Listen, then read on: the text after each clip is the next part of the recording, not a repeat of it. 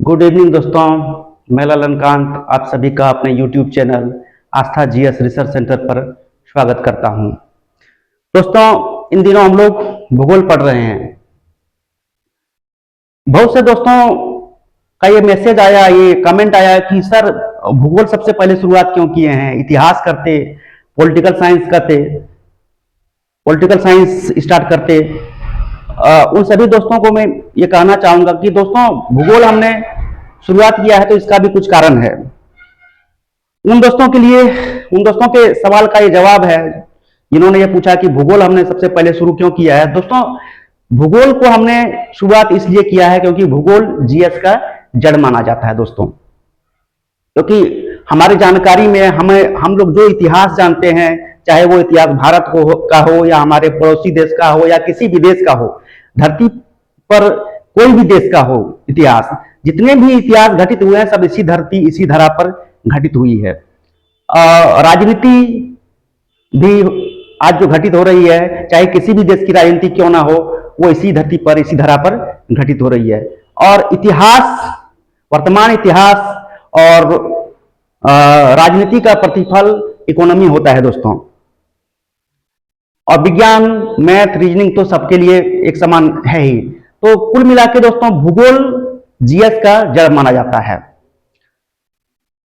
जिस स्थान की भौगोलिक स्थिति जिस प्रकार होती है, वहां का इतिहास, वहां का इकोनॉमी, वहां की राजनीति उसी प्रकार होती है। अर्थात ये तीनों मुख्य आयाम जो हम बोले दोस्तों, इतिहास, राजनीति और इकोनॉमी को प्रत्यक्ष रूप से या अप्रत्यक्ष रूप से वहां का भौगोलिक अवस्थिति प्रभावित करता है दोस्तों। इसलिए भूगोल से हमने शुरुआत किया है। जिन दोस्तों को भौगोलिक अवस्थिति का ढंग से ज्ञान नहीं होगा दोस्तों, उनको इतिहास भी ढंग से समझ में नहीं आएगा, उनको राजनीति शास्त्र भी ढंग से समझ में नहीं आता है, आएगा या आता है, और इकोनॉमी भी उसको ढंग से समझ में नहीं आएगा। तो इसीलिए दोस्तों हम भूगोल से शुरुआत किए हुए हैं, क्योंकि पूरे जीएस का दोस्तों जड़ माना जाता है भूगोल को।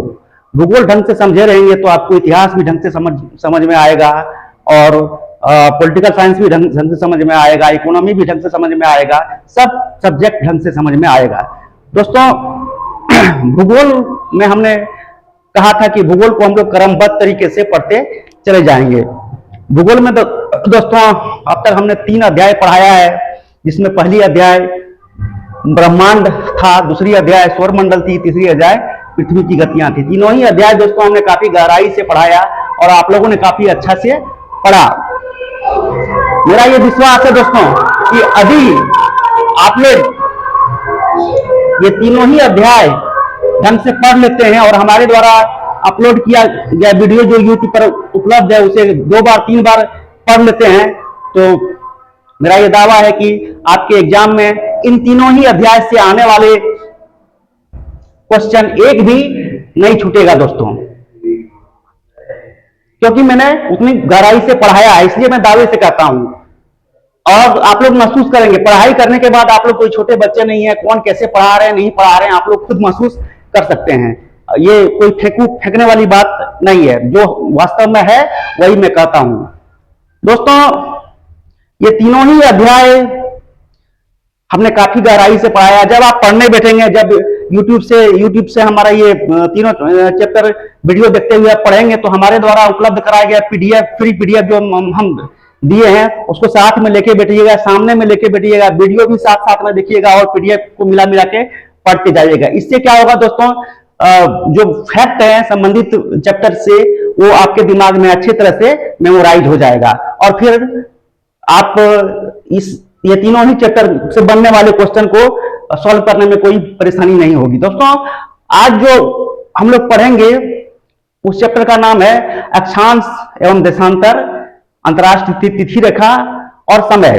इसके बारे में समय दोस्तों, समय का निर्धारण जो भूगोल में किस प्रकार किया गया है उसके बारे में हम लोग पढ़ेंगे। इसके पहले दोस्तों भूगोल में हम ब्रह्मांड से काफी गहराई से पढ़ाए, जिसमें बताए ब्रह्मांड का परिभाषा बताए। ब्रह्मांड में अनंत आकाश गंगाएं हैं, लगभग 100 अरब आकाश गंगाएं हैं, और प्रत्येक आकाश गंगा में अनगिनत तारे हैं दोस्तों। आकाश गंगा क्या होता है, तो तारों का गुच्छा होता है, तारों के समूह को हम लोग आकाश गंगा कहते हैं।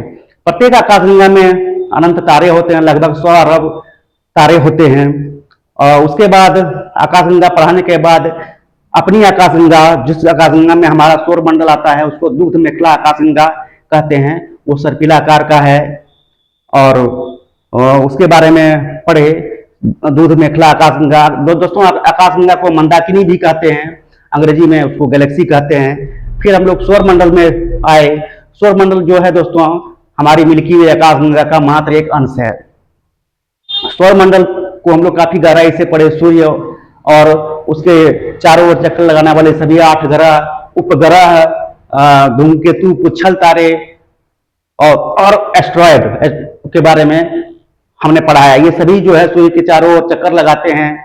सूर्य के बारे में पढ़ाया, फिर बारी बारी से सभी 8 ग्रहों के बारे में पढ़ाया और उससे बनने वाले सभी क्वेश्चन से अवगत कराया। फिर पृथ्वी की गतियां हम पढ़ाए दोस्तों। पृथ्वी की गतियां में हम लोग पृथ्वी गति किस प्रकार करती है, सूर्य के चारों ओर 365 दिन 6 घंटा लगाता है घूमने में, जिससे मौसम परिवर्तन होता है, अपनी धुरी पर 24 घंटे में घूमता है, जिसके कारण दिन और रात होती है। दोस्तों मोटे मोटे तौर पर हम बता दिए हैं। विस्तृत रूप से अगर जानना है जिन दोस्तों को, वो जाके YouTube में आप आस्था जीएस रिसर्च सेंटर सर्च कीजिए। हमारा सारा वीडियो 6-7 वीडियो अभी तक हम अपलोड किए हैं, सारा वीडियो आपको मिल जाएगा और बारी बारी से आप देखते जाइए। दोस्तों यकीन मानिए काफी फायदा आपको होगा। और हमसे अगर जुड़ जाएंगे तो हमको फोन कर सकते हैं। मेरा फोन नंबर है 7004960735। इस पर अगर फोन करते हैं दोस्तों तो व्हाट्सएप के माध्यम से हम आपको संबंधित वीडियो का PDF भी उपलब्ध करा देंगे, जिससे आपको अलग से नोट बनाने की जरूरत नहीं पड़ेगी और पढ़ने में काफी आपको आसानी होगी। दोस्तों आज जो हम चैप्टर पढ़ाने जा रहे हैं वो भूगोल का चौथा अध्याय है और वह है दोस्तों अक्षांश, देशांतर, अंतरराष्ट्रीय मानक रेखा, अंतरराष्ट्रीय, जिसको अंतरराष्ट्रीय तिथि रेखा भी कहते हैं, और समय का निर्धारण जो किया गया है उसके बारे में आज पढ़ाएंगे दोस्तों। ये मोटे तौर पर जान लेते हैं दोस्तों। ये पृथ्वी है। पृथ्वी को विषुवत रेखा 2 गोलार्धों में बांटता है, पहले भी बता चुके हैं हम। ऊपर वाले को उत्तरी गोलार्ध बोलते हैं, नीचे वाले को दक्षिणी गोलार्ध बोलते हैं। भूमध्य रेखा को, विषुवत रेखा को भूमध्य रेखा भी कहते हैं और अंग्रेजी में इसको इक्वेटर लाइन कहा जाता है। उत्तरी ध्रुव ऊपर में होता है, दक्षिणी ध्रुव नीचे होता है। दोनों को मिलाने वाली रेखा को ध्रुव रेखा कहते हैं, अंग्रेजी में इसको पोलर लाइन कहते हैं। इसको प्राइम मेरिडियन भी कहा जाता है दोस्तों। तो कुल मिला के दोनों ही रेखाएं अथवा विषुवत रेखा और ध्रुव रेखा पृथ्वी को 4 बराबर भागों में बांटती है और प्रत्येक भाग चतुर्थांश कहलाता है। ये हो गया ईस्ट, ये वेस्ट हो गया, ऊपर नॉर्थ, नीचे साउथ।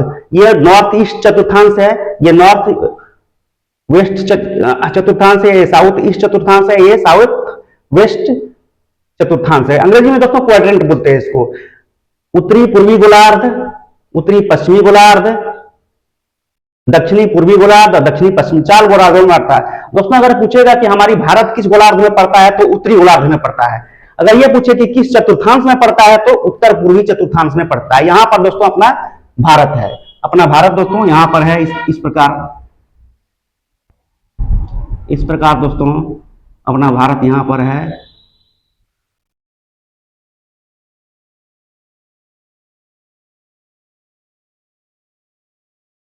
ये भारत का फिगर कुछ इस प्रकार है दोस्तों। तो अपना भारत यहीं पर उत्तर पूर्व गोलार्ध में है। आइए दोस्तों अब चौथा अध्याय जो है उसका मुख्य रूप से वहां पर आते हैं।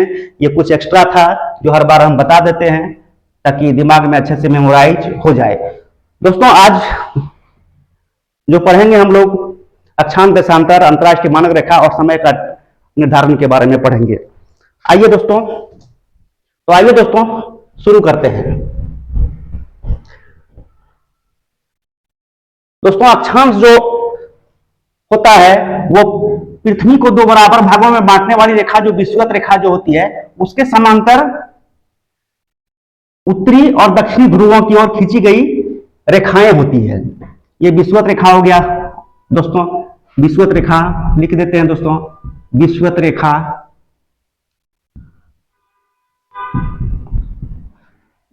और इसके समांतर कई रेखाएं हैं, 90 रेखाएं हैं दोस्तों। ये नॉर्थ पोल हो गया, ये साउथ पोल हो गया, 90 रेखाएं ऊपर है और 90 रेखाएं नीचे है दोस्तों। ये 23.5 डिग्री अक्षांश है, नॉर्थ अक्षांश है, इसको हम लोग कर्क रेखा कहते हैं। और 23.5 डिग्री साउथ लेटीट्यूड को मकर रेखा कहते हैं दोस्तों। 0 डिग्री अक्षांश को हम लोग लेटीट्यूड को विषुवत वृत्त कहते हैं दोस्तों। उसी प्रकार एक और रेखा है यहां 66.5 डिग्री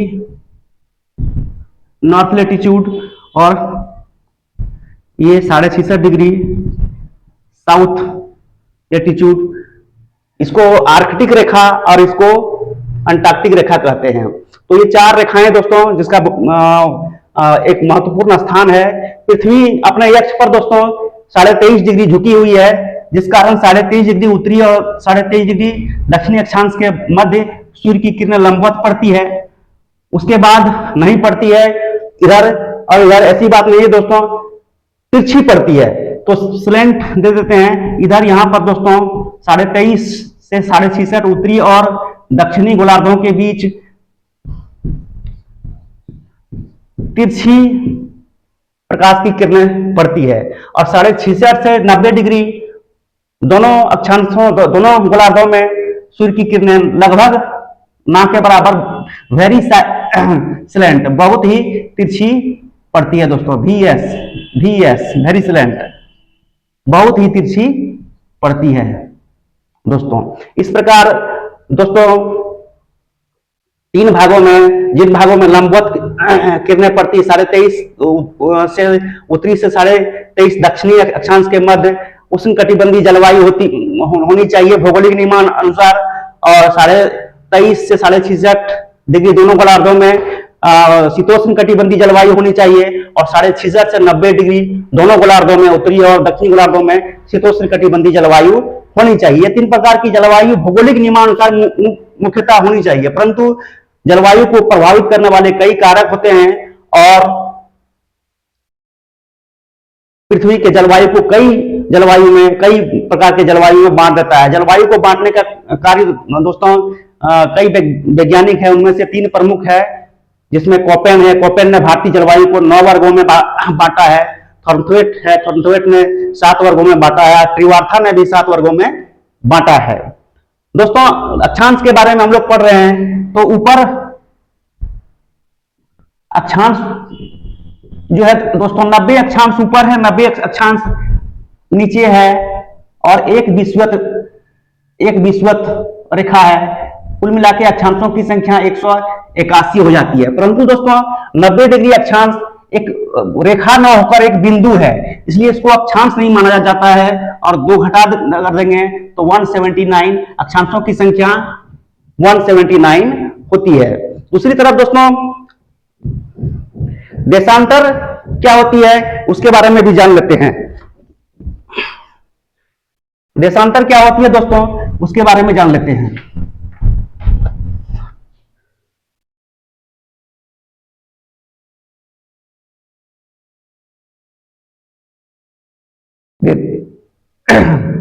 ये दोस्तों विषुवत रेखा हम खींच ही देते हैं पहले। तो इधर हो गया वेस्ट, इधर हो गया ईस्ट, ऊपर जो होती है तो दोस्तों ये नॉर्थ पोल है और इधर यहां पर साउथ पोल है।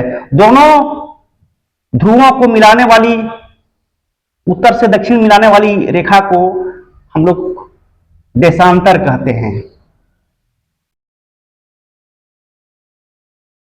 इस प्रकार दोस्तों देशांतर होती है। तो 90 डिग्री इधर है, 90 डिग्री इधर सामने हम लोग को दिखता है।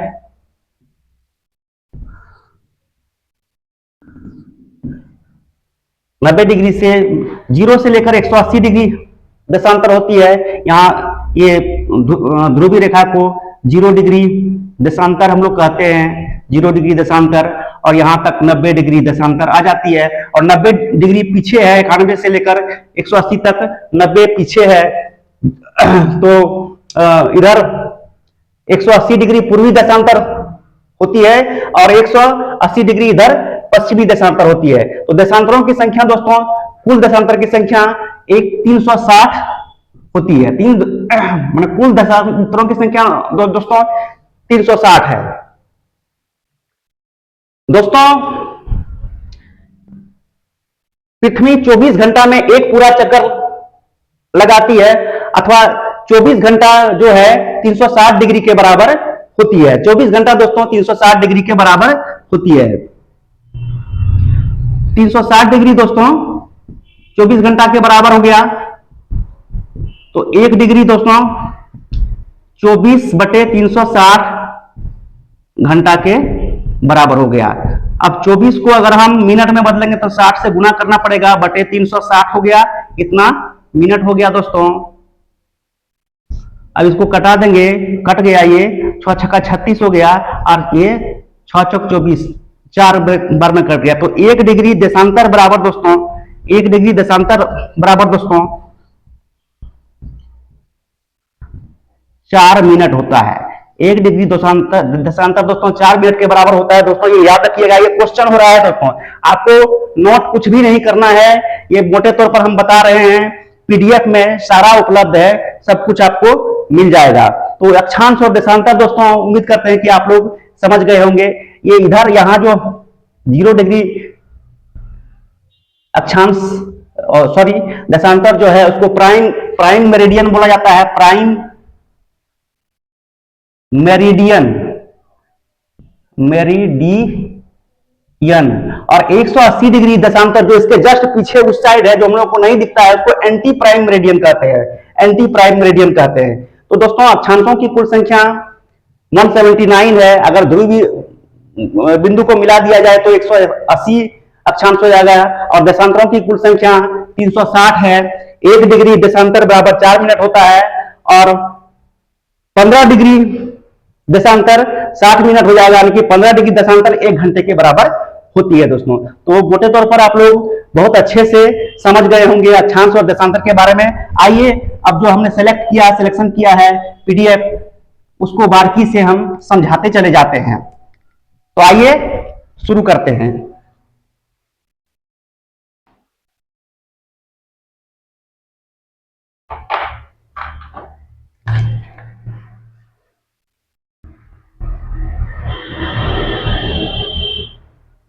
दोस्तों ये अक्षांश और देशांतर शीर्षक है। अब आइए इसके बारे में थोड़ा सा पढ़ते हैं। दोस्तों अक्षांश और देशांतर भौगोलिक निर्देशांक है। इसका इस्तेमाल केवल पृथ्वी पर किसी जगह की स्थिति का पता लगाया जाता है। इसका इस्तेमाल करके पृथ्वी पर किसी जगह की स्थिति का पता लगाया जाता है। दोस्तों अक्षांश और देशांतर जो है दोस्तों वो क्या है, एक भौगोलिक निर्देशांक है जिसका इस्तेमाल करके पृथ्वी पर किसी स्थान की स्थिति का पता लगाया जाता है। इनके लॉन्गिट्यूड और लैटिट्यूड अगर मालूम कर लेते हैं तो हमको पता चल जाएगा कि कोई किसी भी व्यक्ति जिस स्थान पर स्थित है उस स्थान का लॉन्गिट्यूड और लैटिट्यूड अगर पता चल जाता है तो हम लोग अच्छे से जान सकते हैं कि अभी वो कहां पर है। अक्षांश और देशांतर को निर्देशांक कहा जाता है, कोऑर्डिनेट कहा जाता है। अक्षांश भूमध्य रेखा से किसी स्थान की दूरी को मापने का पैमाना है। अक्षांश जो है दोस्तों भूमध्य रेखा से किसी स्थान की दूरी को मापने का पैमाना है। यह पृथ्वी की सतह पर भूमध्य रेखा से ध्रुवों तक चलने वाले समांतर वृत्तों को कहते हैं। भूमध्य रेखा से दोनों गोलार्धों में, उत्तरी गोलार्ध में, और यहां पर देखिए दोस्तों फिगर में मोटे तौर पर दिख रहा है, भूमध्य रेखा से उत्तरी गोलार्ध में ध्रुवों की ओर, दक्षिणी गोलार्ध में ध्रुवों की ओर चलने वाली रेखाएं होती है जिसको हम लोग अक्षांश कहते हैं। भूमध्य रेखा से ऊपर उत्तरी गोलार्ध में 90 अक्षांश है और नीचे दक्षिण गोलार्ध में 90 अक्षांश है। कुल मिला के 180, और ध्रुवों अगर विषुवत रेखा को मिला दें तो 180 अक्षांश की संख्या हो जाती है। लेकिन ध्रुवीय रेखा को रेखा न मानकर बिंदु माना जाता है, इसलिए अक्षांशों की कुल संख्या अभी हम पहले बताए कि 179 होती है। अक्षांश रेखाओं को समांतर रेखाएं भी कही जाती है। अक्षांश रेखाएं दोस्तों समांतर रेखाएं होती है जो विषुवत रेखा के समांतर होती है। दो अक्षांशों के बीच की दूरी दोस्तों 111 किलोमीटर होता है, ये नोट कर लीजिएगा। आगे पीडीएफ में भी है लेकिन नोट भी कर लेंगे तो आपके लिए अच्छा होगा। अब अक्षांश से जुड़ी कुछ खास बातें। अक्षांश रेखाएं काल्पनिक रेखाएं होती है, मतलब पृथ्वी पर यह रेखा खींची नहीं गई है, भौगोलिक शास्त्रियों द्वारा कल्पित रेखाएं हैं, कल्पना किया गया रेखाएं हैं। भूमध्य रेखा को 0 डिग्री अक्षांश रेखा माना जाता है। भूमध्य रेखा है जो है दोस्तों, उसको विषुवत रेखा कहते हैं, वो 0 डिग्री अक्षांश होता है। उत्तरी ध्रुव का अक्षांश 90 डिग्री उत्तरी और दक्षिणी ध्रुव का अक्षांश 90 डिग्री दक्षिणी होता है। अक्षांश रेखाएं पूर्व से पश्चिम की ओर जाती है। अक्षांश रेखाएं पूर्व से पश्चिम की ओर जाती है। अक्षांश रेखाएं दोस्तों पूर्व से पश्चिम की ओर खींची गई है, पूर्व से पश्चिम की ओर खींची गई, ऐसे ऐसे ऐसे इधर से इधर पूर्व से पश्चिम खींची गई है। अक्षांश रेखाओं के बीच के स्थान को जोन कहते हैं। अक्षांश रेखाओं के बीच के स्थान को क्या कहते हैं दोस्तों? जोन कहते हैं। ये फैक्ट है दोस्तों, सरसरी निगाहों से हम पढ़ देते हैं, पीडीएफ में आप लोग ढंग से पढ़ लीजिएगा। अक्षांश रेखाएं परस्पर समांतर होती है। अक्षांश रेखाएं दोस्तों परस्पर समांतर होती है। अक्षांश रेखाओं को मापने के लिए खगोलीय एवं त्रिभुजीकरण विधियों का इस्तेमाल किया जाता है। अक्षांश रेखाओं को मापने के लिए दोस्तों क्या किया गया है? खगोलीय एवं त्रिभुजीकरण विधियों का इस्तेमाल किया जाता है। अक्षांश रेखाओं का इस्तेमाल किसी स्थान की स्थिति का पता लगाने में किया जाता है। अक्षांश का महत्व आइए दोस्तों देख लेते हैं। अक्षांश जलवायु को निर्धारित करने में मदद करता है। ये अक्षांश का महत्व है दोस्तों। अक्षांश दिन और रात की अवधि को तय करता है। अक्षांश समुद्र तल से ऊंचाई को प्रभावित करता है, समुद्र तल से ऊंचाई को भी प्रभावित करता है। ग्लोब पर पश्चिम से पूर्व की ओर खींची गई काल्पनिक रेखाओं को अक्षांश कहते हैं। 1 नंबर में ये भी फैक्ट है दोस्तों। इन्हें अंश में प्रदर्शित किया जाता है, ये भी एक पॉइंट है। तो दूसरा नंबर है अक्षांश रेखाओं की संख्या 181 है। अक्षांश रेखाओं की कुल संख्या दोस्तों 181 है, लेकिन ध्रुवों को अगर अक्षांश रेखा न माना जाए, बिंदु माना जाए, तब 2 घट जाएगा और 179 अक्षांशों की संख्या हो जाएगी। लेकिन कुल अगर अक्षांशों की संख्या पूछी जाए तो 181 है। अक्षांश वह कोण है जो विषुवत रेखा और किसी अन्य स्थान के बीच पृथ्वी के केंद्र पर बनती है। दोस्तों ये अच्छे से पढ़ लीजिएगा। अक्षांश वह कोण है जो विषुवत रेखा और किसी अन्य स्थान के बीच पृथ्वी के केंद्र पर बनती है। ये ढंग से पढ़ लीजिएगा, समझ लीजिएगा। अक्षांश रेखाओं की कुल संख्या अनंत है। ये तो कुल संख्या अनंत हम खींच सकते हैं।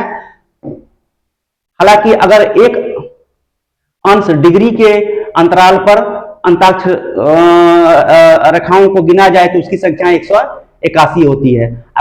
अगर दोनों ध्रुवों को रेखा न माना जाए तो अक्षांश रेखाओं की कुल संख्या 179 होगी। जो हम पहले बताए दोस्तों वही है। अक्षांश रेखाओं के बारे में कुछ और बातें हैं। अक्षांश रेखाएं कल्पित रेखाएं हैं, ये पश्चिम से पूर्व की ओर खींची जाती है।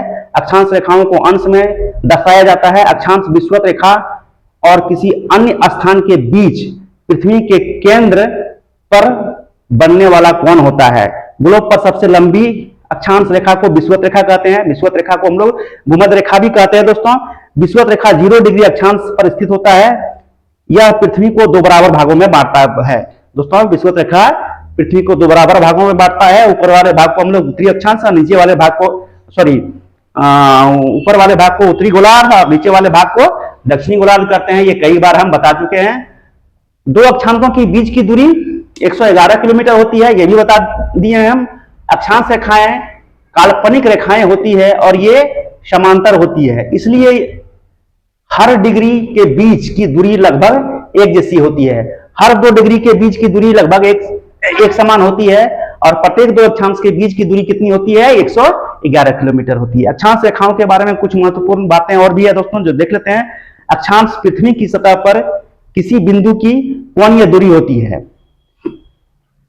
अक्षांश पृथ्वी की सतह पर किसी बिंदु की कोणीय दूरी होती है। अक्षांशों को डिग्री में मापा जाता है। भूमध्य रेखा पृथ्वी के 2 बराबर भागों में बांटती है, उत्तरी गोलार्ध और दक्षिणी गोलार्ध। भूमध्य रेखा इसको दोस्तों विषुवत रेखा भी कहते हैं वो 0 डिग्री अक्षांश होता है। पृथ्वी को दो बराबर गोलार्धों में बांटती है। कौन सा गोलार्ध? उत्तरी गोलार्ध और दक्षिणी गोलार्ध। भूमध्य रेखा 0 डिग्री अक्षांश पर होती है। 90 डिग्री अक्षांश को हम लोग ध्रुव कहते हैं। ध्रुवों की संख्या 2 है। 90 डिग्री उत्तरी अक्षांश को उत्तरी ध्रुव और 90 डिग्री दक्षिणी अक्षांश को दक्षिणी ध्रुव कहते हैं। अब देशांतर दोस्तों आइए पढ़ते हैं देशांतर। ये देशांतर हेडिंग बनाया हुआ है हमने, देशांतर रेखा। देशांतर रेखा क्या होता है? पृथ्वी को विभाजित करने वाली काल्पनिक रेखाओं को देशांतर कहते हैं। इन्हें मेरिडियन भी कहा जाता है। देशांतर रेखाओं को दोस्तों काल्पनिक रेखा ये भी है जो ध्रुवों से उत्तरी ध्रुव से दक्षिणी ध्रुव को मिलाने वाली रेखाएं हैं। इन्हें मेरिडियन भी कहते हैं। देशांतर को दोस्तों मेरिडियन भी कहते हैं। 0 डिग्री देशांतर को जो ध्रुवीय रेखा है उसको प्राइम मेरिडियन कहते हैं। और 180 डिग्री देशांतर जो पृथ्वी के जस्ट पीछे है उस पार है, चित्र में हमें नहीं दिखता है, उसको एंटी प्राइम मेरिडियन हम लोग कहते हैं। ये रेखाएं ध्रुव से ध्रुव तक उत्तर से दक्षिण की ओर चलती है। काफी स्पष्ट रूप से लिखा हुआ है दोस्तों, इसको अच्छे से पढ़ लीजिएगा तो पूरा अच्छे से मेमोराइज हो जाएगा। पीडीएफ भी पढ़ लीजिएगा और वीडियो भी कई बार आप लोग देख लीजिएगा। ये मेरा आपको निजी सलाह है, इसे जरूर माने, जो आपके लिए ही लाभदायक है। देशांतर रेखाओं से जुड़ी कुछ खास बातें हैं। देशांतर रेखाएं पृथ्वी पर पूर्व पश्चिम की दिशा में मापी गई है। पूर्व पश्चिम की दिशा में मापी गई है। पूर्व और पश्चिम की दिशा में मापी गई है देशांतर रेखाएं। तो ये ध्रुव रेखा से 180 डिग्री देशांतर पूर्व की ओर है और 180 डिग्री देशांतर पश्चिम की ओर है। देशांतर रेखाओं की कुल संख्या कितनी है? 360 है। 1 डिग्री देशांतर बराबर 360, 1 डिग्री देशांतर बराबर 4 मिनट होता है।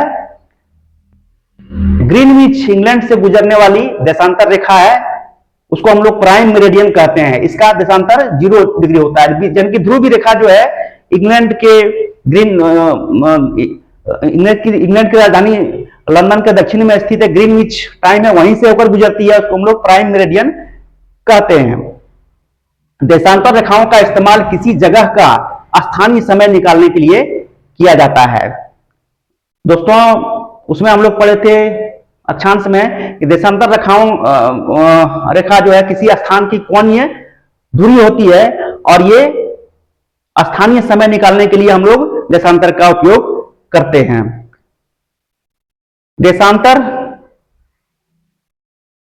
और अक्षांश भौगोलिक निर्देशांक है।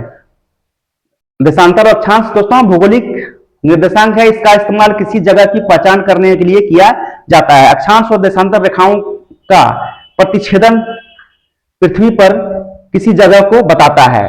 दोनों रेखाएं एक दूसरे को प्रतिच्छेदित करती है। अक्षांश जो है ऐसे ऐसे समांतर खींची गई है और देशांतर उत्तरी ध्रुव से दक्षिण ध्रुव की ओर खींची गई है। तो दोनों रेखाएं एक दूसरे को प्रतिच्छेदित करती है जो पृथ्वी पर किसी स्थान को बताता है। देशांतर रेखाओं के बीच की दूरी ग्रह पर स्थान के आधार पर अलग अलग होती है। ग्रह पर अथवा पृथ्वी पर या किसी अन्य ग्रहों पर अगर देशांतर रेखाओं के बीच की दूरी जो है ग्रह पर स्थान के आधार पर अलग अलग होता है। भूमध्य रेखा पर देशांतर रेखाओं के बीच की दूरी सबसे ज्यादा होती है। भूमध्य रेखा पर दोस्तों देशांतरों के बीच की दूरी सबसे ज्यादा होती है और वही ध्रुवों की ओर बढ़ने पर वो दूरी घटती जाती है और ध्रुव पर यानी कि उत्तरी ध्रुव और दक्षिण ध्रुव पर दो देशांतरों के बीच की दूरी 0 हो जाती है। देशांतर रेखाओं के बीच की दूरी से जुड़ी कुछ खास बातें हैं। भूमध्य रेखा पर देशांतर रेखाओं के बीच की दूरी 111 किलोमीटर होती है। ये थोड़ा सा गलत है दोस्तों, 111.32 किलोमीटर होगा दोस्तों। भूमध्य रेखा पर दो देशांतरों के बीच की दूरी 111.32 किलोमीटर होती है। 60 डिग्री उत्तर और दक्षिण में देशांतर रेखाओं के बीच की दूरी 56 किलोमीटर होती है और 40 डिग्री उत्तर तथा दक्षिण में देशांतर रेखाओं के बीच की दूरी 85 किलोमीटर होती है। देशांतर रेखाओं को डिग्रियों, मिनटों और सेकंडों में बांटा जाता है। दोस्तों 90 डिग्री एक समकोण को 90 डिग्री 90 बराबर भागों में बांटा गया है, जिसको प्रत्येक भाग को हम लोग डिग्री कहते हैं। और एक डिग्री को 60 बराबर भागों में बांटा गया है, जिसमें प्रत्येक भाग को हम लोग मिनट कहते हैं। और फिर मिनट को 60 बराबर भागों में बांटा गया है, जिसको हम लोग सेकंड कहते हैं। तो वही कहा गया है दोस्तों, देशांतर रेखाओं को डिग्रियों, मिनटों और सेकंडों में मापा जाता है। ग्रीनविच वेधशाला से गुजरने वाली रेखा को 0 डिग्री देशांतर माना गया है, जिसको हम लोग ध्रुव रेखा कहते हैं, या प्राइम मेरिडियन भी इसका नाम है। ग्रीनविच वेधशाला के पूर्व में स्थित देशांतर को धनात्मक देशांतर, ग्रीनविच वेधशाला जो जहां से ये ध्रुवीय रेखाएं या फिर प्राइम मेरिडियन रेखाएं या ग्रीनविच रेखाएं गुजरी है, वहां से पूर्व में स्थित देशांतर को धनात्मक देशांतर और पश्चिम में स्थित देशांतर को ऋणात्मक देशांतर कहा जाता है। विषुवत रेखा पर दो देशांतरों के बीच की दूरी अधिकतम 111.32 किलोमीटर होती है। आ गई दोस्तों, मिल गया। वहां हम पहले बताए थे कि 111.3 किलोमीटर होगा विषुवत रेखा पर दो देशांतरों के बीच की दूरी। और ध्रुवों की ओर बढ़ने पर यह दूरी घटती चली जाती है और दो देशांतरों के बीच की दूरी उत्तरी ध्रुव और दक्षिण ध्रुव पर 0 होती है, शून्य होती है। इसे गोरे नाम से भी जाना जाता है, इसे गोरे नाम से भी जाना जाता है। देशांतर रेखाओं से जुड़ी कुछ और बातें। पृथ्वी पर दो अक्षांशों की बीच की कोणीय दूरी को देशांतर कहते हैं। पृथ्वी पर दो अक्षांशों के बीच की कोणीय दूरी को हम लोग क्या कहते हैं? देशांतर कहते हैं। देशांतर रेखाएं समांतर नहीं होती है। ध्रुवों पर देशांतर रेखाएं एक बिंदु पर मिल जाती है। ध्रुवों पर देशांतर रेखाएं एक बिंदु पर मिल जाती है, इसलिए ध्रुवों पर दो देशांतर रेखाओं के बीच की दूरी कितनी होती है दोस्तों? 0 होती है। ध्रुवों से विषुवत रेखा की ओर बढ़ने पर देशांतरों की बीच की दूरी बढ़ती है और विषुवत रेखा से ध्रुवों की ओर बढ़ने पर देशांतर रेखाओं के बीच की दूरी घटती है। और ध्रुव पर 0 होता है और विषुवत रेखा पर अधिकतम होती है। ध्रुवों पर 0 और विषुवत रेखा पर 111.32 किलोमीटर होती है। ग्रीनविच वेधशाला से गुजरने वाली रेखा को 0 डिग्री देशांतर माना जाता है। ग्रीनविच वेधशाला से बाईं ओर बढ़ने पर पश्चिम देशांतर और दाईं ओर बढ़ने पर पूर्वी देशांतर कहलाती है। दो देशांतरों के बीच समय का अंतर 4 मिनट होता है, अर्थात 1 डिग्री देशांतर बराबर कितना होता है दोस्तों? 4 मिनट होता है। यह है दोस्तों ग्रीनविच मीन रेखा, जो कि बीचों बीच पृथ्वी को इधर पूर्वी देशांतर, इधर पश्चिमी देशांतर में बांटा गया है। इसको ग्रीनविच मीन टाइम मीन रेखा को प्राइम मेरिडियन भी कहते हैं। इसके जस्ट विपरीत 180 डिग्री देशांतर है, जिसको एंटी प्राइम मेरिडियन कहते हैं। ये दोस्तों पूरा अक्षांश और देशांतर मिल गया है। अक्षांश और देशांतर को काटने वाली बिंदु जो होती है दोस्तों, ये अक्षांश है, ये देशांतर है। किसी पृथ्वी पर किसी स्थान की निश्चित स्थिति को सुनिश्चित करता है। तो ये दोस्तों इसको ढंग से देख लीजिएगा आप लोग। अक्षांश और देशांतर से जुड़ी खास बातें। अक्षांश रेखाएं काल्पनिक रेखाएं हैं, देशांतर रेखाएं ऊर्ध्वाधर रेखाएं होती है। काल्पनिक क्षैतिज रेखाएं होती है अक्षांश, और देशांतर खड़ी रेखाएं होती है। अक्षांश रेखाएं पृथ्वी को घेरती है, अक्षांश रेखाएं पृथ्वी को घेरती है। देशांतर रेखाएं पृथ्वी को संतरे के टुकड़े की तरह बांटती है। ये इंपॉर्टेंट फैक्ट है। अक्षांश रेखाओं की संख्या अनंत है, अक्षांश रेखाओं की संख्या अनंत है। देशांतरों की संख्या 360 डिग्री होती है, अनंत होती है दोस्तों। लेकिन अक्षांश रेखाएं भी 181 है, ध्रुवों को हटा दिया जाए तो 179 है। ये पॉइंट थोड़ा सा अलग है, देशांतरों की संख्या इतनी है। अक्षांश रेखाएं 180 डिग्री ये होते हैं। अक्षांश रेखाएं अक्षांश के 180 डिग्री होते हैं, अक्षांश के 180 डिग्री होते हैं। उत्तरी और दक्षिणी ध्रुवों का अक्षांश क्रमशः 90 डिग्री उत्तरी ध्रुव और 90 डिग्री दक्षिणी ध्रुव होता है। विषुवत वृत्त के सभी बिंदुओं पर अक्षांश 0 होता है, यानी कि 0 डिग्री अक्षांश को हम लोग विषुवत रेखा कहते हैं। अब अंतरराष्ट्रीय तिथि रेखा क्या होती है दोस्तों? अंतरराष्ट्रीय तिथि रेखा को लगातार कैलेंडर तिथियों के बीच की सीमांकन रेखा है। अंतरराष्ट्रीय तिथि रेखा जो है दोस्तों क्या है? 2 लगातार कैलेंडर तिथियों के बीच की सीमांकन रेखा है। यह एक काल्पनिक रेखा है जो 180 डिग्री देशांतर के लगभग समांतर टेढ़ी मेढ़ी खींची गई रेखाएं हैं, जो स्थल खंड 180 डिग्री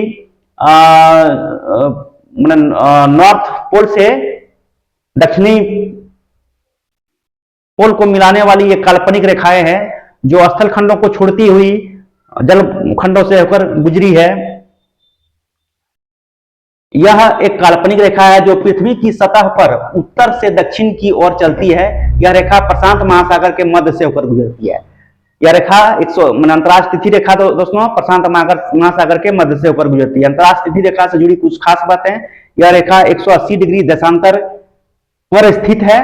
यह प्राइम मेरिडियन से दुनिया के आधे हिस्से में है। यह प्राइम मेरिडियन से दुनिया के आधे हिस्से में है। यह रेखा टेढ़ी मेढ़ी होती है, इसे टेढ़ी मेढ़ी भी कहा जाता है। यह रेखा केवल जल निकायों से होकर गुजरती है। दोस्तों ये रेखा केवल जल निकायों से होकर गुजरती है, ऐसी बात नहीं है। ये रेखा सीधी जहां तक जल से होकर जाती है वहां तक गुजरती है, जहां स्थल भूमि मिल जाती है वहां पर टेढ़ी हो जाती है, अर्थात केवल जल मंडल से होकर गुजरी है। स्थल जहां आती है उसको छोड़ देती है और केवल जल से होकर गुजरी है, वही बोल रहा है दोस्तों। यह रेखा केवल जल निकायों से होकर गुजरी है। यह रेखा पूर्वी रूस और अलास्का अमेरिका का पार्ट होता है, और यह पूर्वी रूस के अल्यूसियन द्वीपों जैसी राजनीतिक सीमा के आसपास टेढ़ी मेढ़ी घूमती है।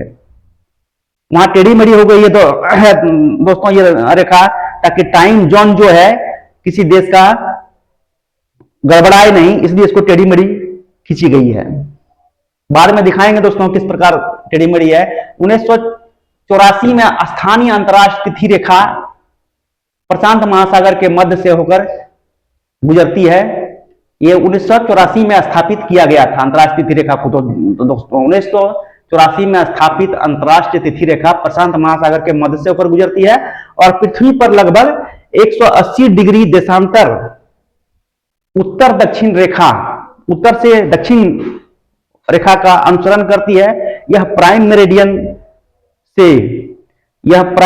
से दुनिया के आधे हिस्सों में स्थित है। यह प्राइम मेरिडियन से दुनिया के आधे हिस्सों में स्थित है। ग्रीनविच इंग्लैंड में 0 डिग्री देशांतर रेखा है। अंतर्राष्ट्रीय तिथि रेखा का क्या महत्व है? अंतर्राष्ट्रीय तिथि रेखा आवश्यक पुनर्समायोजन करने का एक मानक साधन प्रदान करती है। रेखा पर, ये अंतर्राष्ट्रीय तिथि रेखा पर पूर्व की ओर पार करने वाले यात्री को अपने कैलेंडर में एक दिन पीछे, यानी कि पश्चिम से पूर्व की ओर जाते हैं, पश्चिम से पूर्व की ओर अगर जाते हैं तो यात्री को अपने कैलेंडर में एक दिन पीछे सेट करना पड़ता है, और पश्चिम से पश्चिम की ओर जाने पर, पश्चिम की ओर जाने पर यानी कि पश्चिम की ओर जाने पर, पश्चिम से पूर्व की ओर जाने पर एक दिन सेट करना पड़ता है। पश्चिम से पूर्व की ओर जाने पर, पश्चिम की ओर जाने पर, यानी कि पूर्व की ओर जाने पर यात्री को अपने कैलेंडर में एक दिन पीछे सेट करना पड़ता है, और पश्चिम की ओर जाने पर, और पश्चिम की ओर यात्रा करने वाले को अपने कैलेंडर में एक दिन जोड़ना पड़ता है। दोस्तों ये अंतर्राष्ट्रीय तिथि रेखा है, उसके इस ओर और बाईं और दाईं ओर समय का एक दिन का अंतर होता है। अगर इधर संडे है तो उधर मंडे होगा, इस प्रकार का होता है। ये दोस्तों खाली स्पेस हम छोड़े हैं ताकि कुछ इसमें हम समझा सके, लेकिन अभी सब समझाने योग्य कुछ नहीं है। तो आइए देखते हैं, आगे बढ़ते हैं। ये दोस्तों अंतर्राष्ट्रीय तिथि रेखा है, तो देखिए यहाँ पर ये पूर्वी रूस है, ये अलास्का है, यहाँ पर खींची गई है ये रेखा, जो स्थल खंडों को छोड़ती हुई खींची गई है टेढ़ी मेढ़ी रेखा है। दोस्तों यहां पर यह रेखा चुस्की सागर और बेरिंग सागर को अलग करती है। और भी दोस्तों ये देखिए, जहां पर स्थल खंड मिल जाता है वहां इसको छोड़ देता है। देखिए यहां से इसको इधर मोड़ दिया गया है ताकि रूस और अमेरिका का पार्ट अलग अलग हो जाए और समय को अपना स्थापित ढंग से कर सके। फिर यहां से ऐसे मुड़ेगी, जहां स्थलखंड मिलता है दोस्तों वहां पर टेढ़ी हो जाती है और फिर सीधी होने की ये कोशिश करता है। यहां पर दोस्तों देखिए फिजी द्वीप और सामोआ को अलग अलग करके इस खींची गई रेखा है। तो ये है दोस्तों अंतर्राष्ट्रीय तिथि रेखा, जो 180 डिग्री देशांतर के लगभग लगभग समांतर खींची गई है। उत्तरी ध्रुव से शुरू करके दक्षिणी ध्रुव तक मिला दिया गया है। ये भी वही है दोस्तों, काफी ये जिगजैग टाइप का आप देख सकते हैं, ऐसे ऐसे ऐसे करके यहाँ पर फिर ऐसे आई है, यहाँ ऐसे ऐसे ऐसे ऐसे हो गई है, यहाँ पर फिर ऐसे करके ऐसे मिला दिया गया है। ये सीधी रेखा नहीं है दोस्तों, ये टेढ़ी मेढ़ी रेखा है। ये भी वही है दोस्तों, ये भी वही है दोस्तों। पीडीएफ में ढंग से आप लोग देखिएगा, यहाँ पर देखिए स्पष्ट रूप से दिख रहा है अंतर्राष्ट्रीय तिथि रेखा। अंतर्राष्ट्रीय तिथि रेखा के बारे में 3 तथ्य क्या है। तिथि रेखा को, अंतर्राष्ट्रीय तिथि रेखा को पूर्व की ओर पार करने पर, पूर्व की ओर पार करने पर, पूर्व की ओर पार करने पर 1 दिन कम हो जाता है।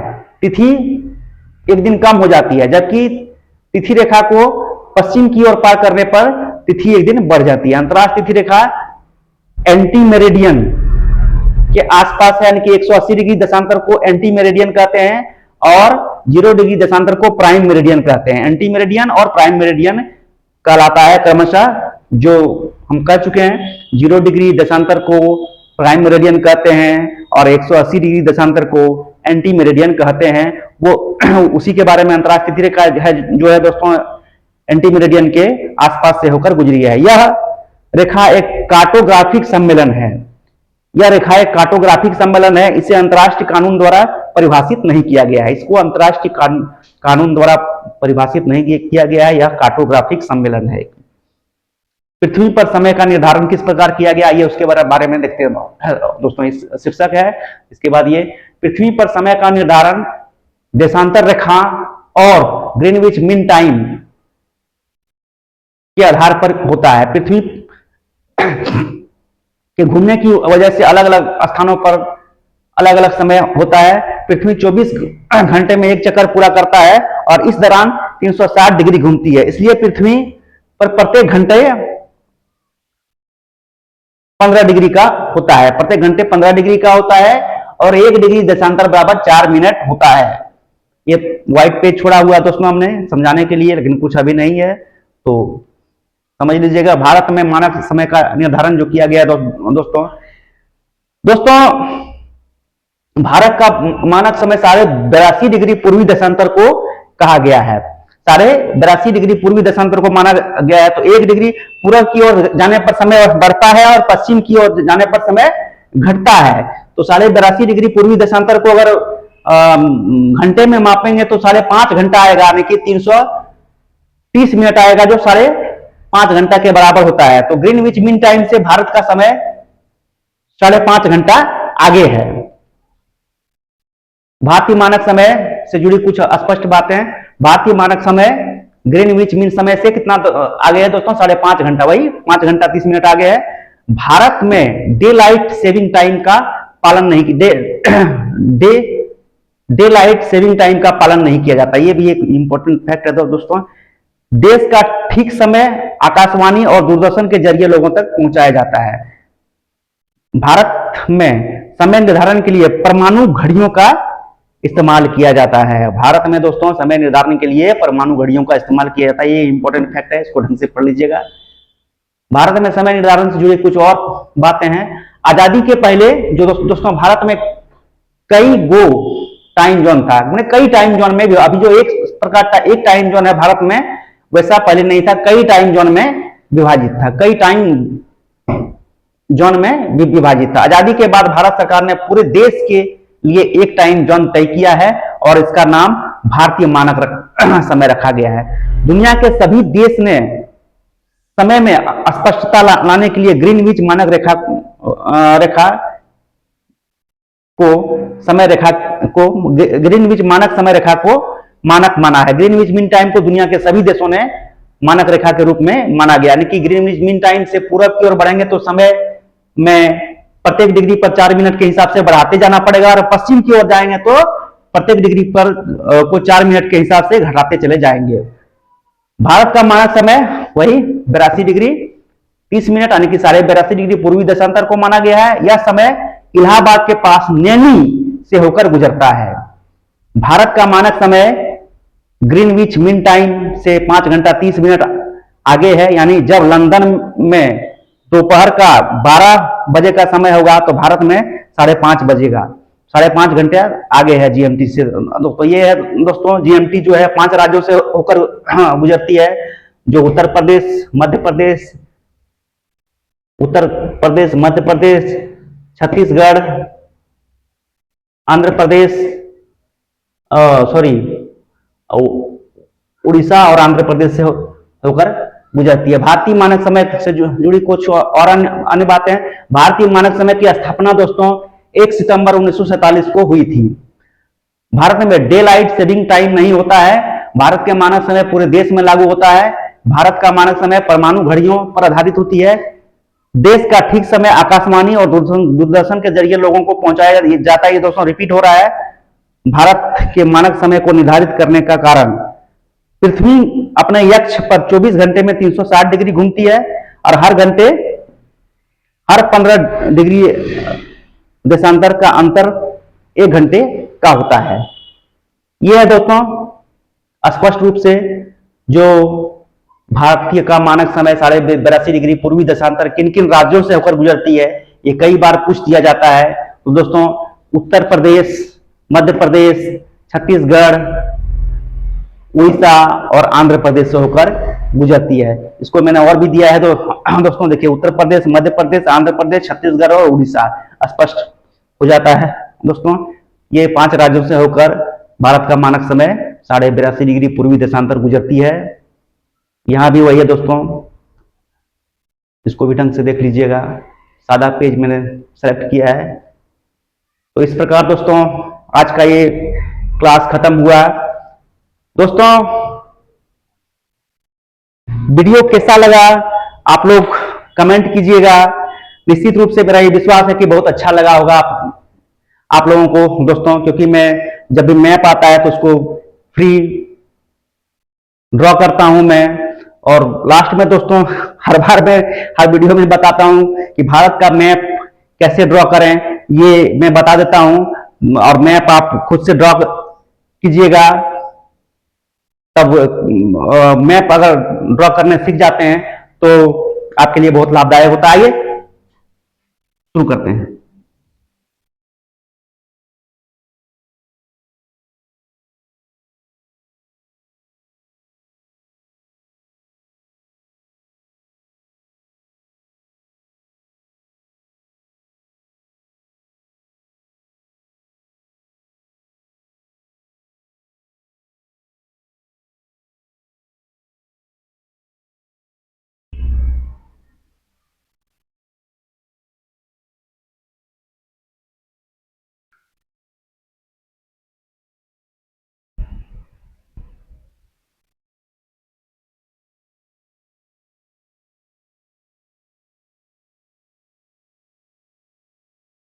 ये दोस्तों कर्क रेखा है।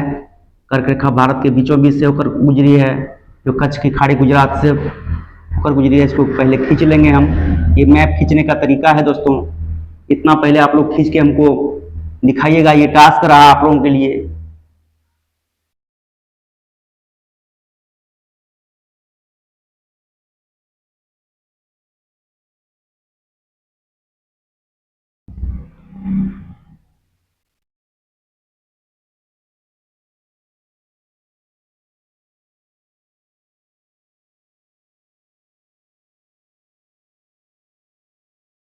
ये दोस्तों भारत का मैप है, इसको ढंग से आप लोग पढ़ लीजिएगा, यानी कि बना लीजिएगा। वीडियो पीछे कर करके ये दोस्तों बनाना उतना आसान नहीं है। इसको बनाने में आप लोग को हो सकता है कि एक कॉपी बर्बाद हो जाए, तो शौक से कर दीजिएगा, लिख लीजिए, सीख जाइए। उसके बाद हम दोस्तों वीडियो पहले भी बना चुके हैं, इसके अंदर के सभी राज्यों को हम दर्शाते हैं और समझाते हैं। आज समय नहीं है, केवल इतना ही खींच के हम आज का क्लास एंड करना चाहेंगे दोस्तों। आज का चैप्टर जो था दोस्तों अंतरराष्ट्रीय समय रेखा समय अक्षांश एवं देशांतर था। कैसा लगा दोस्तों कमेंट कीजिएगा, वीडियो को शेयर कीजिए, लाइक कीजिए, सब्सक्राइब कीजिए। और इसी तरह आप लोग जुड़े रहिए मेरे से मैं विश्वास दिलाता हूं कि 6 महीने तक अगर हमारा सभी क्लास कर लेते हैं तो आप निश्चित रूप से सफल होंगे, ये मेरा दावा है। दोस्तों मेरा फोन नंबर जो है दोस्तों एक बार फिर लिख देते हैं 7004960735। जो दोस्त हमको फोन करेंगे उनको हम संबंधित वीडियो जितना भी हम बनाए हैं सबका पीडीएफ आपको व्हाट्सएप के माध्यम से उपलब्ध करेंगे। दोस्तों इसी के साथ अपने आवानी को मैं विराम देता हूं। जय हिंद दोस्तों और गुड इवनिंग अगेन।